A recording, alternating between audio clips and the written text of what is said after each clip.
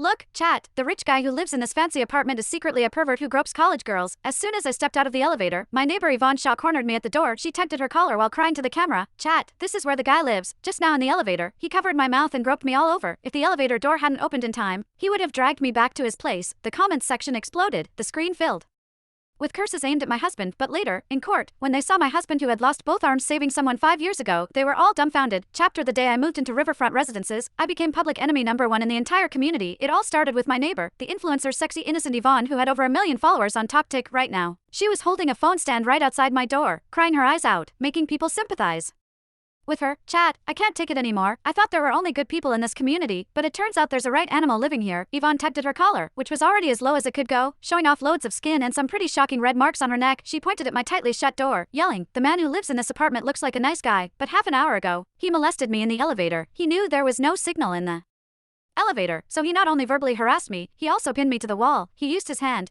to clamp my mouth shut, and with the other hand he tried to rip my dress. If the elevator door hadn't opened just in time, I would've.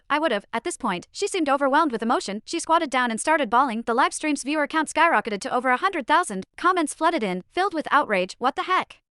How could he be so brazen in broad daylight? Rich people like that are the worst. They think they can do whatever they want just because they have a bit of money. Call the police. You must report this. Lock that pervert up. The wife can't be any good either, letting her husband get away with this. She's just hiding inside like a coward. Outside, Yvonne's mother, Jenny Shaw, turned up too. This old lady could act even better than her daughter. She banged on the door and wailed into a megaphone, "Open up. You have the guts to do bad things but don't have the guts to open the door. Look, everyone, this is the animal living in Unit 2801. He harassed my daughter who just turned 20. What a scumbag. If you want, come out. I'll kill myself at your door." The noise was giving me a headache. I put down the hot towel I was holding and looked at my husband, Chris Gomez, who was lying on the physiotherapy bed and hooked up to a breathing machine. Though he could not speak, his eyes were full of worry.